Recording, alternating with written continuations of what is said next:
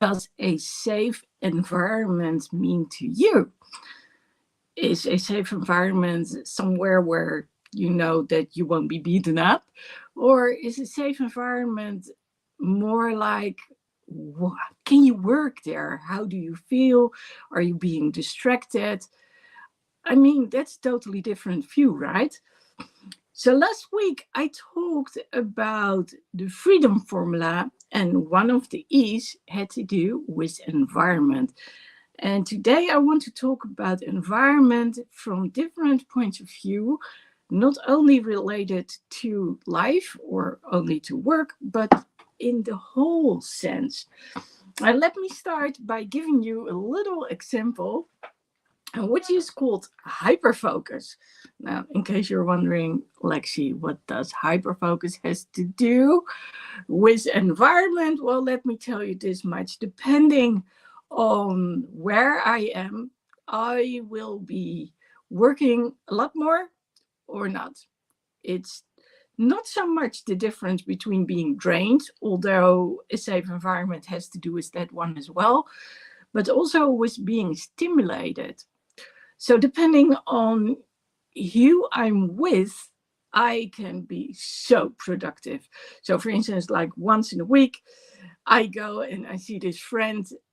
Usually her kids have gone upstairs, gone to sleep, and that's when we get to work. So the last time I was there, she apologized. She said, I do have some work to do. And I said, well, that's nice because I would like to do some work too.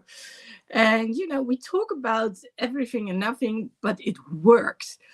Now, getting back to the hyperfocus, when I am not with someone and I am not surrounded by other people, then the opposite actually can happen. And it isn't until a certain trigger happens that I actually get unstuck. So my hyperfocus keeps me literally stuck to something I'm doing. And I'm waiting for something, or I'm like so mesmerized by what I'm doing. And I know I need to do something else, but it's like I need to do something or wind up something or round up something first. Now, don't laugh. I said don't. But this example is a true example. So when I was playing drums earlier today, I already was thinking about environment. I want to talk about the environment. And when I came back here to actually write a few things about the environment, I needed to stretch my back. My back was really hurting, so I lay down, was watching a little bit television, and I was like, okay, let me do some stuff. And then, of course, there was Pokemon on the phone, and it got me distracted. It happens more often, and in this case, I wanted to figure some things out, which has to do with lucky Pokemons. And well, it's a good way to actually get rid of all of the Pokemons. I mean, you can collect them, and having two Pokemon Go Plus devices, which do the collecting for me, it's actually it takes up time to actually get rid of all the stuff. Is that a good thing? No, because I could spend my time on a lot of other things, but it does also relate to community, and that's a good thing. I like to know that I'm not the only one on this planet here, and that there are some others out there, and that we strive for a common goal, even if it's just to be there for one another in hard times, because we don't only play Pokemon, we do talk about difficult stuff as well. Not too long ago, I had been talking with someone about, well, he actually talked about cinnamon buns. And I said, oh, can you send some here? Please, non glazed.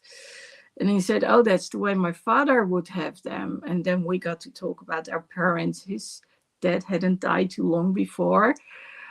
Mine passed away like 12 years ago. So that's a whole different ball game. But yeah, I know the feeling, and I could tell that he was hurting. And, every time he is talking about, oh, I'm baking this, that, or the other, then, I'll say, non-glaze, please. Send some here. And then he'll say, yeah, like my dad. I said, you got it. So there's more to it. But like I said, hyperfocus is a very annoying, it's not even a habit. It is something that is there. And I literally need to break it. So it can have to do with a time schedule that only allows me to take so much time. It can also be like, okay, I can watch this, but then I need to stop and go do something else. So for me, I was like, okay, what triggers can actually work? So I was like, okay, it's okay to lie down, but I also know that doing so actually takes me off the mode of getting some work done. So it's a little like, if I don't do it, it's going to hurt me tomorrow. So it was like, I don't want that. But I also knew there was like a chance that things didn't work out. So I knew I was going to go do my Friday Night Live. And there is a difference between whether or not people are waiting for me. Well, it's been a long time since I actually had a fixed time in mind. I do have one in mind, but for some reason it never works, which sometimes has to do with fatigue, and sometimes, well, in the past it was waiting for other people who said they were going to join. Now I know I don't have to wait for those anymore. It's just the way it is. And so now it's like, okay, I want to gather some information, write it down. And it's not like I didn't have it, because when I was playing drums, I already had some stuff in mind. And I pretty quickly had it written down on here. So, and at that moment that I was like, I'm going to talk about the environment, there was that hyper focus. And I was like, yeah, when I'm at on a terrace, for instance, then I might be playing Pokemon too, because, there are a lot of what they call Pokestops. And it's nice to actually just gather all the stuff that you need in order to do raids. Same with, well, when I am on a terrace, part of me is like, I don't have the distractions I would have elsewhere. For instance, where there's a place where there's also television I can see, I can watch some things on. Those are the things that you actually don't want around you. And even so, I've noticed that I can go somewhere and I can sit, and that's not when I'm on a terrace, but at a place, like for instance in my kitchen, and I'll just sit. I might write some stuff down, but especially when I need to do something and I'm tired, I'm just literally sitting. And that's why I was like, yeah, environment is so important. So let me get back to the whole hyper focus, and I still don't want you to laugh. So you probably already noticed that I was going in a direction which I shouldn't be going, which was related to the whole Pokemon stuff. And what I wanted is, I wanted the lucky ones. And well, like I said, it is a way to sort things out. It takes a lot of time. But it's always nice to see, can I do it? Can I get that lucky one? All gold and shiny, and oh my god, shiny objects. There we go. And I was like, yeah. And it's at a point I got a bunch of those things, and then I was like, I want to experiment with something else. So there was a reasoning behind it all. First of all, cleared up. Now, if I get some, nice. And then I was like, but I want those 4 stars. That's the summum. We call them hundos. And when they're shiny in hundos, we call them shundos. And in case you're wondering what's a shiny Pokemon, well, those have most of all, they have different colors, and sometimes it's like different stripes or anything. And I was like, okay, I want to see what happens if I take 3 stars and if they change into a 4 star. And of course, that didn't happen. I've seen everything, and whereas I was on a lucky streak at some point it stopped. And then I was like, okay, I really need to stop doing this. I need to go live. And then at some point it was like, okay, I got the lucky strike again. Well, at least one. And I was like, okay, I've got one. Shows are over and done with. The ones I wanted to see. I've got this one. The experiment didn't work. So now we're done. Okay. So that took me a while in order to be at that point that I could say, and now I'm done. Now, I know what's waiting for me in a number of hours. I am going to drive someone to the airport, so it's nice that I feel rested at that time, which means that I shouldn't wait too long with doing the whole live thing. Well, I'm here now, so that's good. And when it comes to the environment, I know it makes a world of difference where I am when I want to do things. And if I go a little bit further down the line, my mind was a little bit going in two directions. The first one, environment, which was also linked to work. And then, of course, environment linked to hyperfocus. Now, why did I want to talk about environments related to work? Because I told you about the Freedom Framework. And it was like, well, if I take one module a week or maybe more often, then, that helps me with my training and all. I loved what I did last week. I talked about it and I could really chop it up. Every letter of the acronym stood for something. And it was like, yes.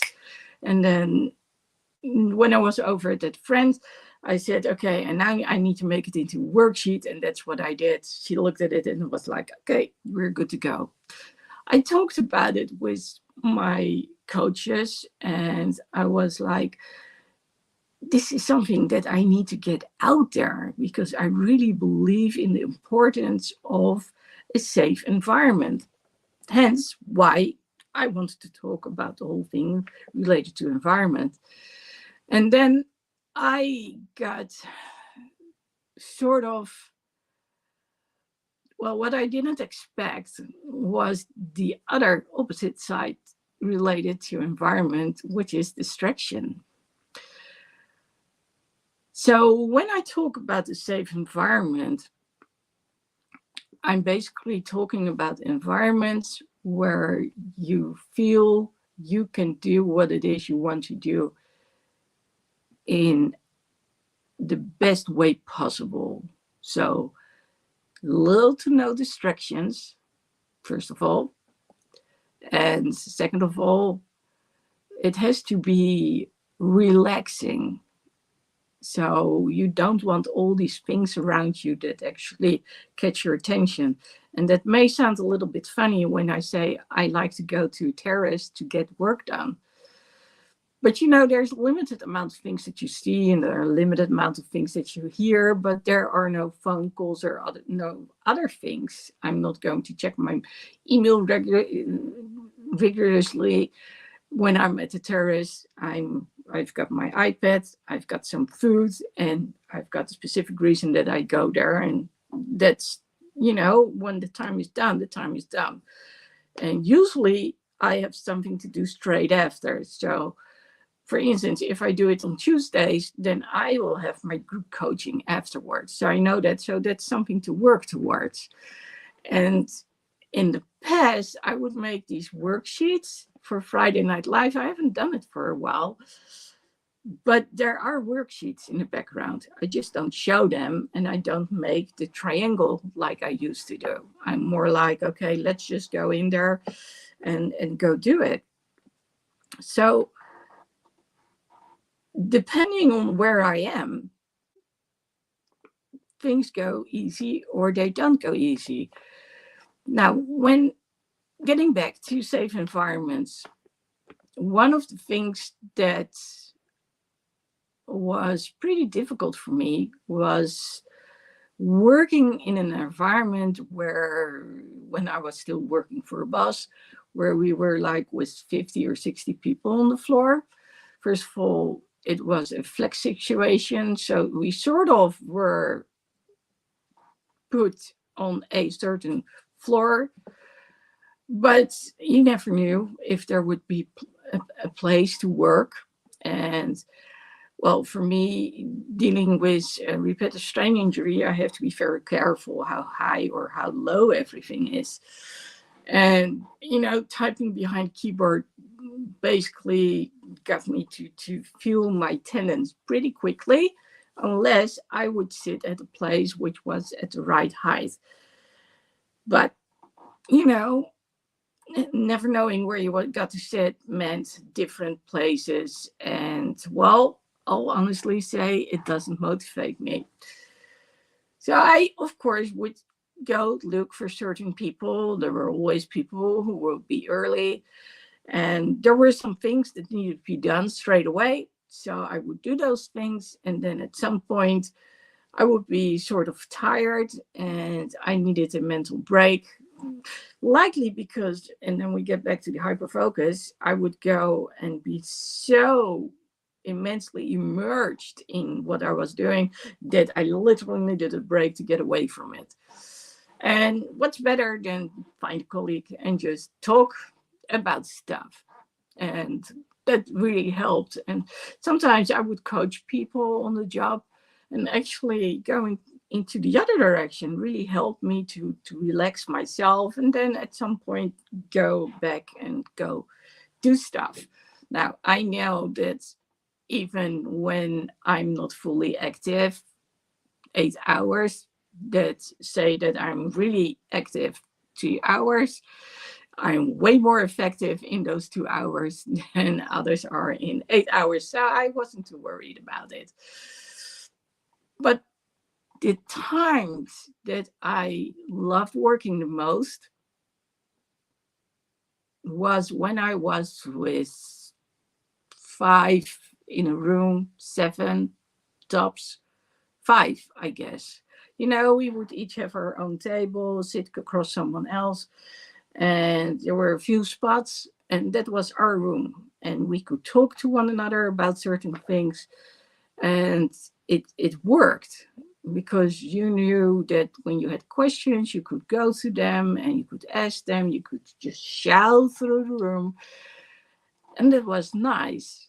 And there's a big difference between 6 people you are now and then on the phone, or 50 to 70 people who are nonstop on the phone.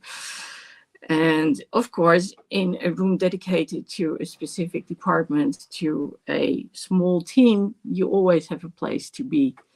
And you could leave your stuff on there, and it's kind of funny when I look at these series and you see photographs from people. I'm like, yeah, well, I would put down a photograph and then I would put it in my locker or something.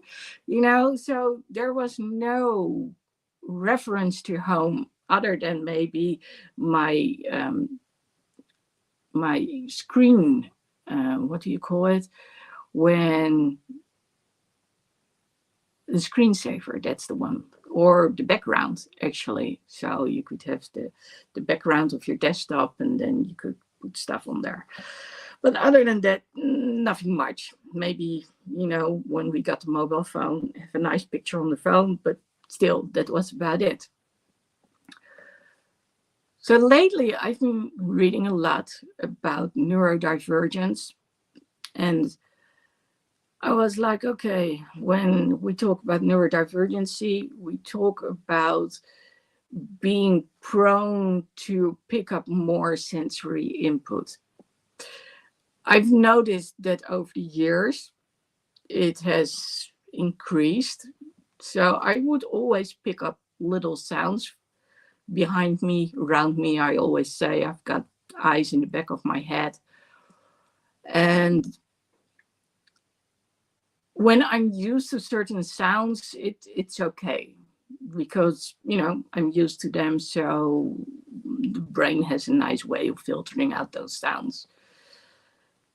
But there are also moments that I want to focus on something, and then if something is happening behind me or next to me and there's a lot of sound involved, it distracts me. It's just like when I'm talking on the phone and I hear myself echoing in the background.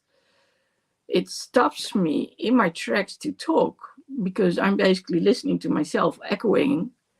And then by the time I start talking, then with delay, there's the echo again. So it distracts me so much. I'm always like, can you turn off the echo or whatever it is? Because that's not working for me.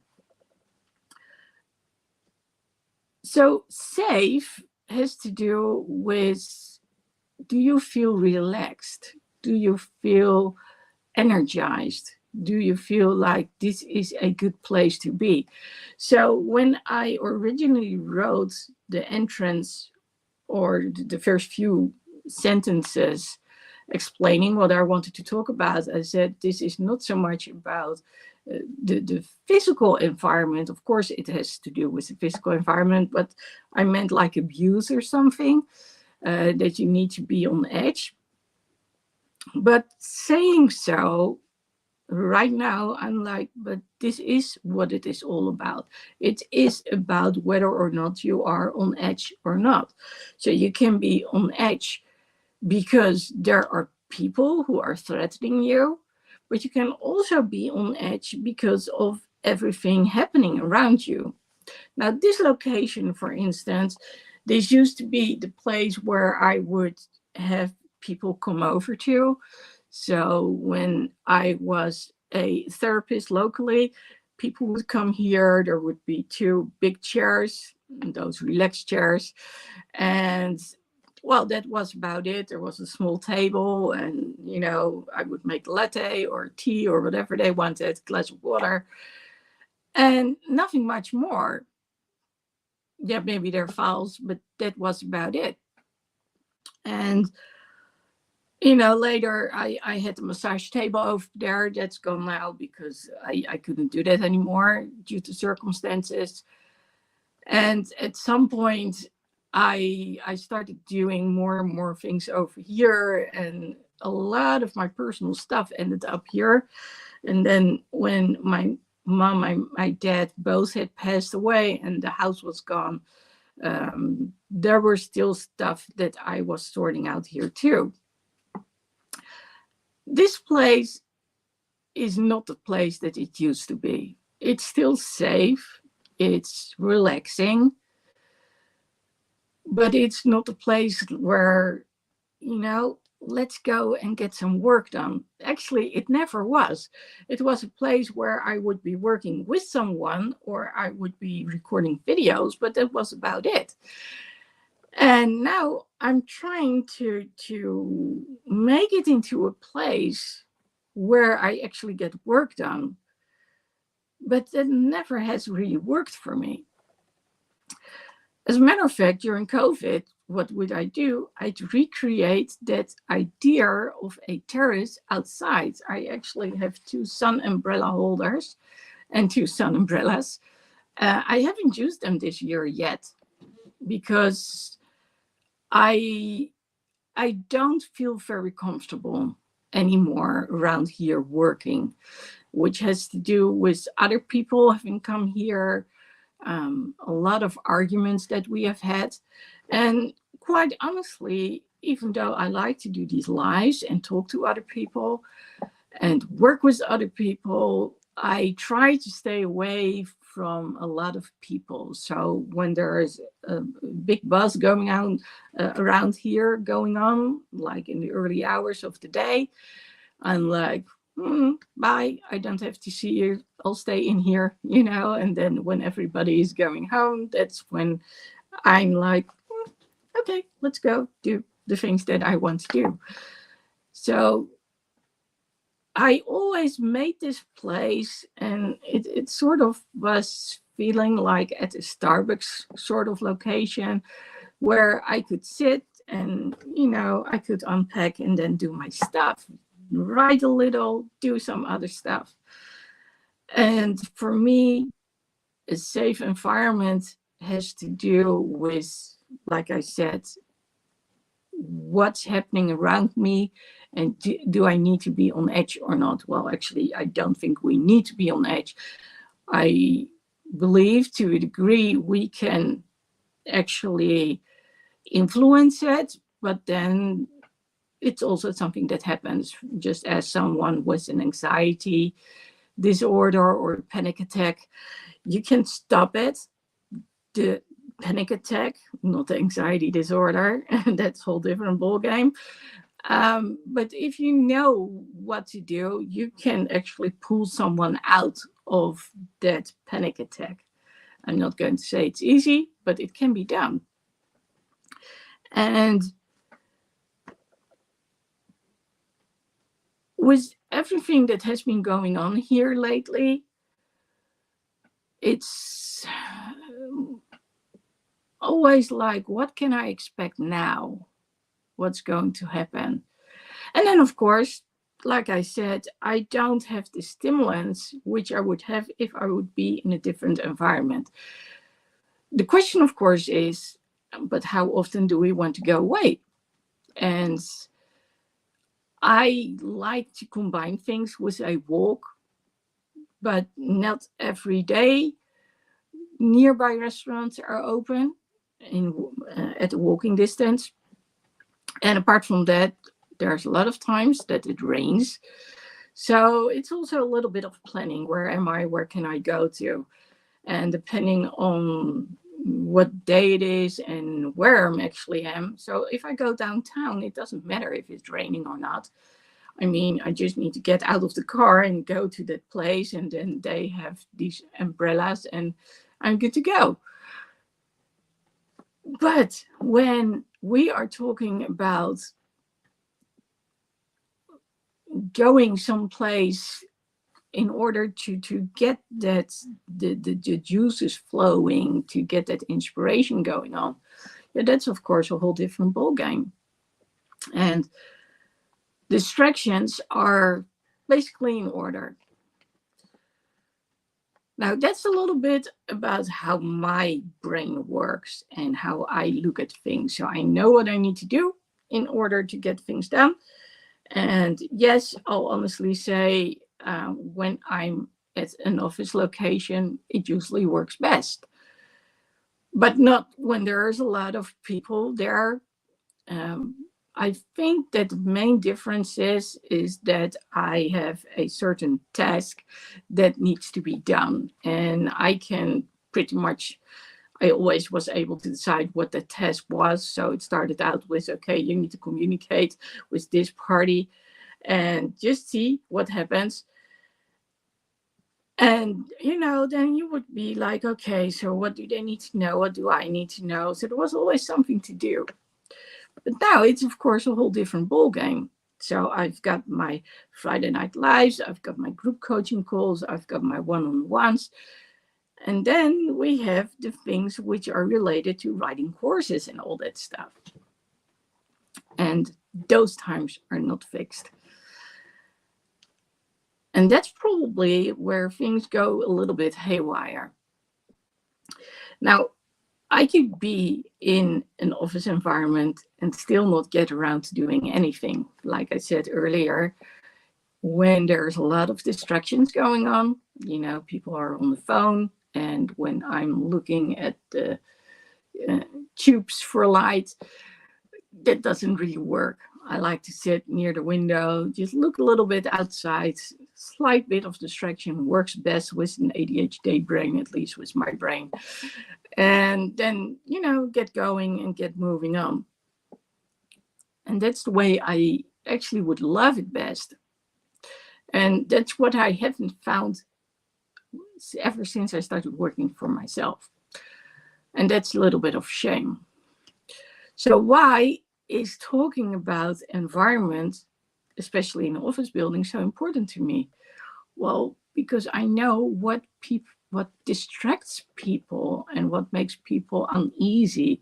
And especially working with people in the last couple of years, people, when we talk about inclusion, people, when we talk about neurodivergence, who pick up things differently and who get distracted easily. And that's, so we've got on edge and then we've got distraction. That's when things really get hard. And then when you have the feeling that people are monitoring you, so you cannot take your time to relax the way you want to, well, that's really a no-go. So you need to be able to feel at ease in order to get things done. And when you feel like you're being watched, well, I can tell you that's not really going to work. So I'm going to write this down. So we said talking about on edge. We also talked about being watched, so being monitored. And we talked about, I think it was distraction, as in the sounds and all that stuff.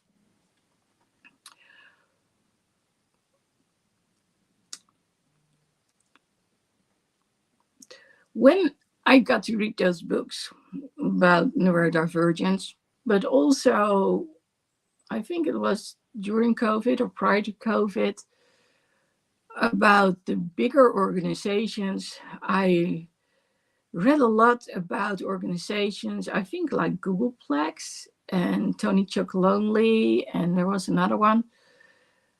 And they talked about making it possible for the employees to actually recharge.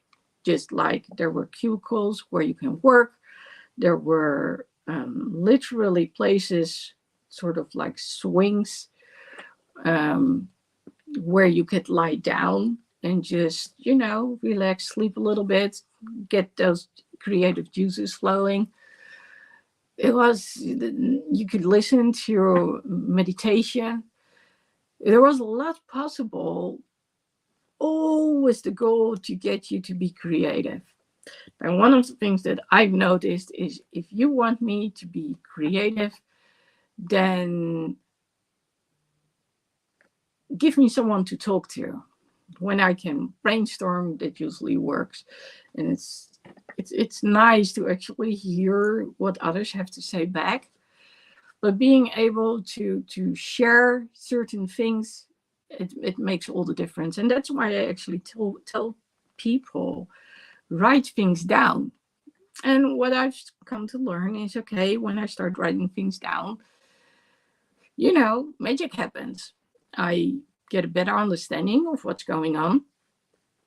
And when I told so to my one of my coaches this week, I said, it was so funny because I wrote things down and then, an hour later, you were telling us about the importance of writing things down, or it was the colleague, and about if you can deal with one emotion first, then the other won't work either. So say that you want to suppress something, then you also suppress the positive emotions. Well, that's what we don't want. We want to get moving. We want to get things done, right? So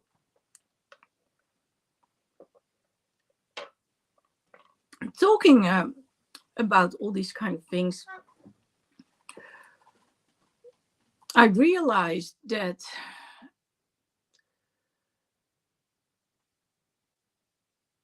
it's the possibility to be able to take a break, which usually helps. Now, what I sort of tend to forget is that my breaks that I take over here, well, they're for me too long because I feel like I can do so much more. But on the other hand, it's the same way when I was still working in an office building. When I do get around to do it, it actually, the juices do flow. And I've noticed that talking on camera actually helps me organize my thoughts a little bit more. So it helps to actually write things down ahead of time. And then it helps to just say it out loud, and just, while I'm talking to you, I'm organizing my thoughts. Now, the main problem is when two lines of thoughts try to take the front stage. So yes, I want to talk about environment and the importance of light, natural light, sounds. And I guess the best way to actually describe it has to do with creating momentum, creating the feeling of, yeah, let's get that brain going. Let's get those ideas out there. That works.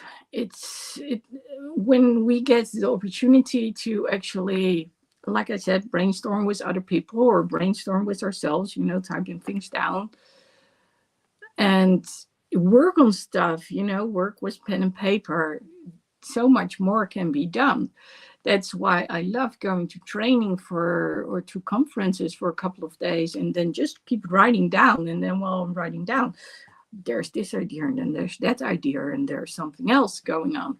And then, of course, when you get back, you want to work on it. Like, oh, this is interesting. I need to do it. And then, of course, the question again is, but does the environment distract you?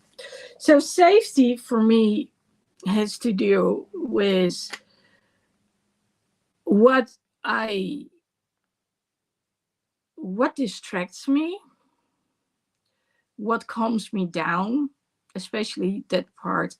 And actually the calming down is it's basically what for me would be the normal position would be. So that would be my basis. And I know that a number of people probably are like, huh? What are you talking about? But people who are very sensitive to other stuff, they need to go back to nothing, or, just quiet time. That's why I like to work in the evening and late at night, because when I get to do stuff, then all of a sudden I do stuff because I'm not distracted. That's when I can actually get work done.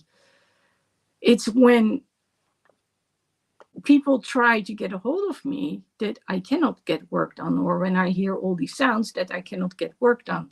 And that's why it's all the more apparent that when I go to a terrace where there are a lot of people talking, but that's more like background noise for me, I get to do some stuff. And yes, I do listen in every now and then, not every time. Well, every time that I go sit down somewhere, there's probably some part of the conversation. They say some words, and then all of a sudden it's like, hey, okay, interesting. But it's not for the purpose of eavesdropping. It's like, okay, I just want to know, they're talking about something specific. What are they saying? Does it make sense? And then getting back to triggers and being dedicated to do something, I think that makes a lot of difference. If you are like, okay, from this time to this time, I'm going to do this part. Of course, you have to be a little disciplined. No, I'm not the one who's really disciplined when it comes to these things. But then again, I am disciplined when it comes to posting every day on Instagram. I have no clue how many days this. I stopped counting because I'm doing it every day anyway. I might have skipped one day, just like I might skip one day with the Spanish lessons. But that's, the difference between before midnight, I'm like, oh, I need to do it. And then, for instance, I fall asleep and then I wake up and I'm like, oh no, it's past midnight. And then strict freeze, but I'll catch up. I'll catch up in the end. And for me, I won't go to sleep unless I actually get something out there. And the same is with the Friday Night Live. So when I have a structure, it's easier. And then I can say, for instance, on Friday, physical therapy. After physical therapy, I meet up with the client. Then I go to my place to play drums. I do some grocery shopping and play with the cat, feed the cat a little bit, do some other stuff, which I can do when no one is around the house. And then at some point, I want to get to work again. So actually, what I wanted to do today, before everyone returned to the house, was sit down and write some stuff. And then they were already there. It was like, oh, And instead of doing it when I came here, my first thought was, oh yeah, I need to relax my back. So, that's basically what happened. The good thing about talking about the whole environment is everything in this life is about the environment. Not the good thing is I had planned on using this bit to actually use in the course, talking about the environments, talking about if it was artificial light or natural light, talking about all the distractions from people on the phone, or having certain lights or certain sounds, or maybe waterfalls and all those kind of things, which can make people be more active. And instead, I do talk about it, but I as easily also talk about the hyper focus, about things which need to be in place to make it a nice workplace. And the moment that I say these things, I'm like, oh, actually, it does make sense. Just like the whole stuff when I was talking about being on edge, and whether or not I'm in a relaxing, soothing environment or not, or that there are a lot of buzzing sounds and other things going on, which keep me from actually focusing. But I also know that, and I knew this actually before I started this live, that I wanted to get into more of the emotional aspect, which wasn't only linked to work necessarily, as it was to us as people. And we can be active, which is not necessarily work related, but maybe active in doing certain stuff, getting things done, cleaned up around the house. It could be going to the gym. It could be creating music, whatever it is that works for you, but that you feel like, hey, I'm in the flow of something and you feel really good about it. And I noticed that I was leaning more towards that part of the topic than I was leaning towards the other. And that's what's so weird. If I had gone straight from the drumming and I wouldn't have been interrupted, yes, I can say hands down, I would only have talked about the part where I'm like, okay, so this is what I need when I go to a place and I want to work. But because in the meanwhile, I noticed that I was so distracted because of hyperfocus. I was like, okay, yeah, well, maybe I need to talk about this part too. And that's why I said there's like this fight in the brain going on, because one says, I want to be center stage, and then the other says, I want to be center stage. And of course, they don't say it literally, but you can notice it in the way that I talk about this topic. And basically, what I do is I'm exploring the entire line of boundaries, areas, everything that's related to the whole environment thing. The only thing that I haven't really touched upon and I think I'm going to do that some other time, is the safety when it comes to, literally to safety, when it comes to people. So going back to COVID, um, we needed to stop from infecting other people when we would be carrying the COVID virus, but at the same time, we also had to protect ourselves from getting it because other people could get it. So all of us were in our own bubble. But at the same time, when that was happening, there was a lot of abuse going on, because normally people leave the house, it's bye, and you go to work or you go and do your thing. But you're not glued, you're not stuck with one another 24/7. Well, maybe when the time retirement comes, something along those lines might happen. But the escape and, not being a mom or not being a dad necessarily, or not being the spouse of, but just being you as an individual, or in this case, an employer, it gave different input. And being on edge, as in being exposed to one another too long, can actually cause, it can cause havoc. It can create, when people are too long and they don't know how to communicate properly, then, things start to happen. And those are things that we don't want. And, you can really think that you know someone before you start living together. And then at some point you're like, oh, this is not good. Now, this was exactly the direction that I didn't want to go in when I talk about a safe environment.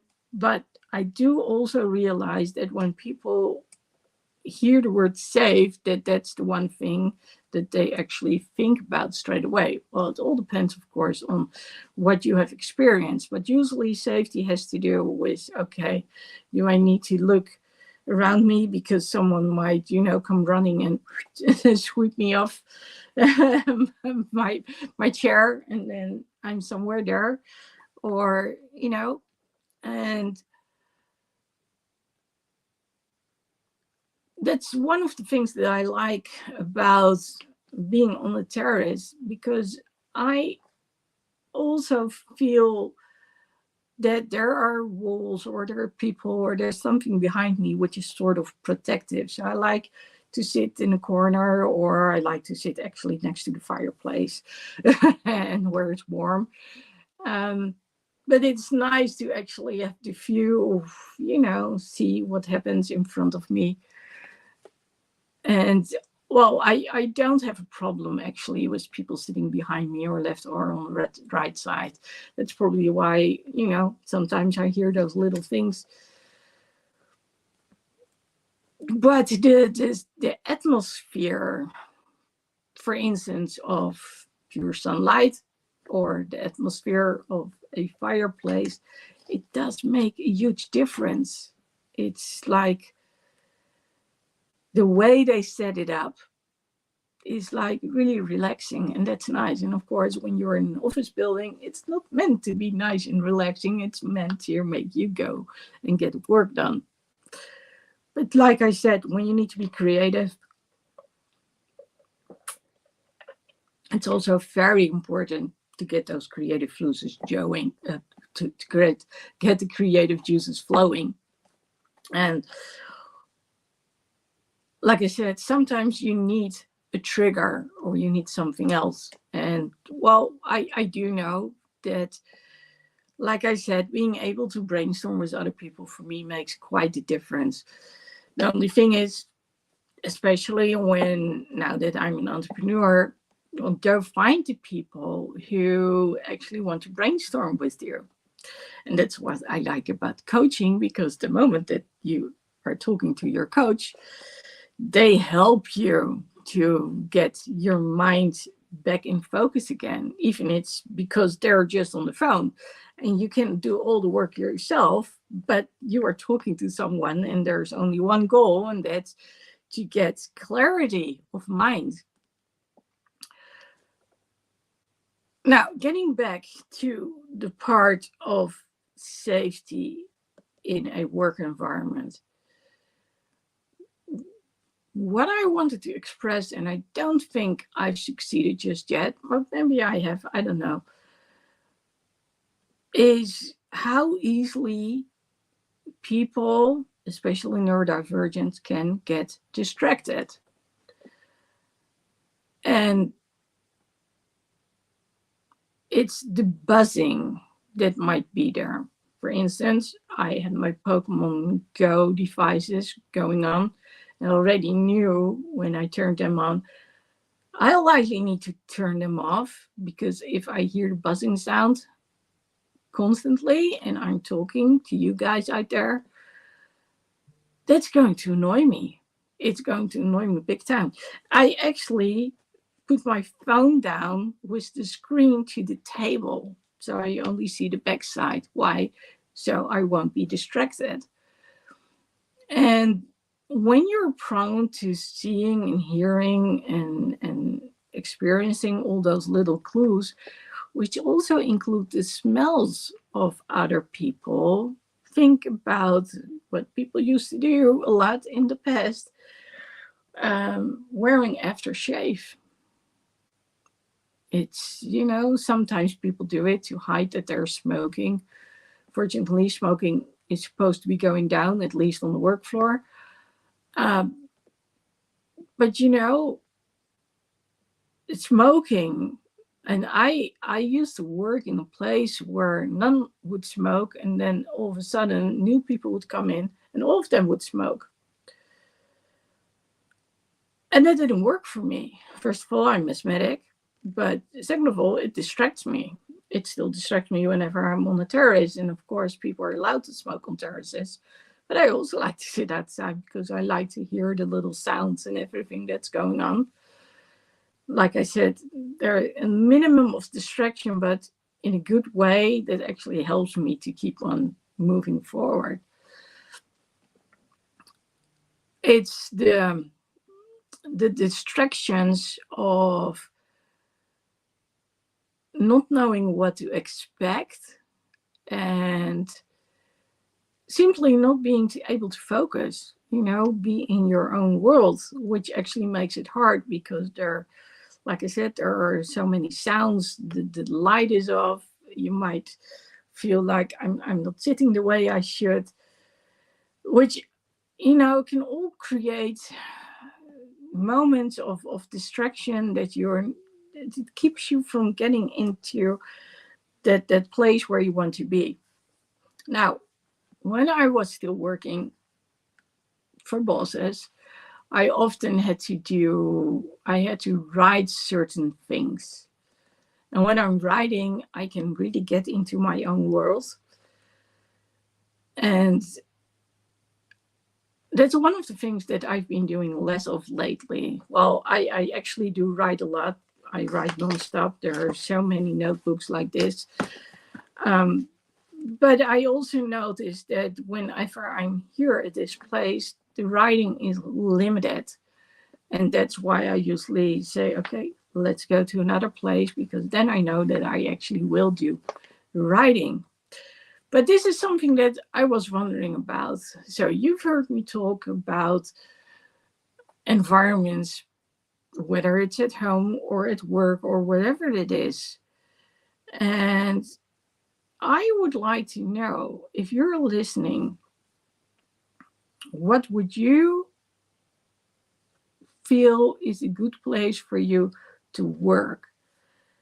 And if you are a manager or business owner, what would you think is a good place for your people to work?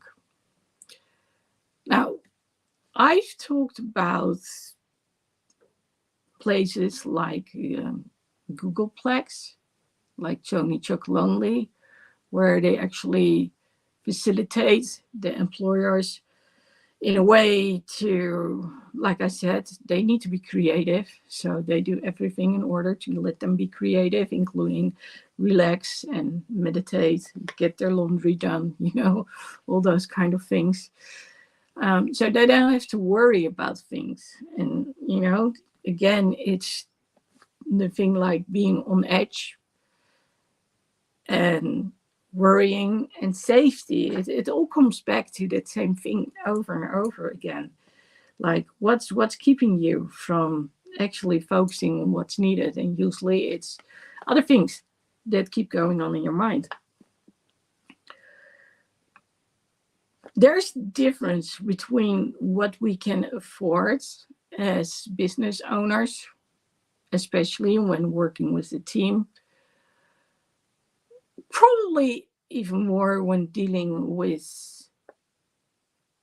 stockholders, because profit and everything.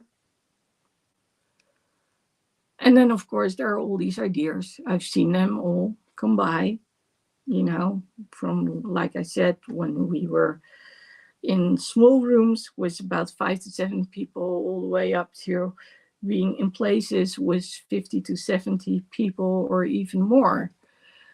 And the sense of belonging is, I guess, that's a big part of it too. I liked to be part of a team when I could work with the team and we were a team. I didn't like to be part of a team when I felt the odd one out because I was doing something else compared to the others, because managers and other people, they know, oh, she understands the ones who are different. So they automatically make me go there. But that also creates a sort of a big space, a gap between me and the other ones, because I'm basically doing something else, even though I'm at the same department. Now, of course, I don't have these problems anymore working on my own, but I'll honestly say I do miss talking to other people. And one of the things that I actually said to my coaches was, I want to work with this framework and I want to post it at some places. And then I want to know what other people are thinking. And when I was thinking about this topic about the environment, I was like, okay, so how do other people think about that concept of a safe environment, with the nice lighting and the sounds and not being distracted by voices and people shouting. And I might say something that might offend some people, but the way that we talk is also a cultural thing. So when I hear people, whether it's from Italy or whether it's from Turkey or Morocco, Sicily, that's also a nice place. There's a different intonation. And when Dutch people, so the people who actually haven't been exposed to other languages than Dutch when growing up, and of course I don't mean what we hear on television, for us it's like people are fighting and they are like screaming and it's like, what's going on? And of course, for the people themselves to come from the different countries, it's normal, especially when they are with other people who also come from the same country. But it's all those minor aspects which actually make us feel like, okay, we can do things or we cannot do things. There are so many things going on a subconscious level that we are not aware of, but which do influence us in getting things done or not getting things done. And then we get back to safety again. So, like I said, if you're watching this, I would like to hear what your ideas are when it comes to safety, safety in an office building, and, especially related to working. So what would you do if you are the manager or you are the business owner? What would you do, or what are you doing for your employees? And is what I'm sharing with you changing anything? And if you are someone who's, for instance, an employee, how do you experience certain things? And does it make sense what I'm saying, as in, oh yeah, if I could change this, that, or the other, then things would be different. My goal with the Freedom Framework is not only to write about it from my perspective with all the experiences that I've seen and I've heard, but I actually want to see if I can get other people to comment on it, sort of like a more research-based kind of thing. So it's written, of course, it has a certain framework, but I would like to know how people look at those ideas, and if they, because I know that for a lot of people who are not neurodivergent, this is so new. But I also know that for a number of people, this could actually make such a difference, even when you're not neurodivergent. So that's why I would like to have your input. So if you want to know more about the Freedom Framework, then leave a comment or hit me up somewhere, send a message, and I'll get back to you with the Freedom Framework.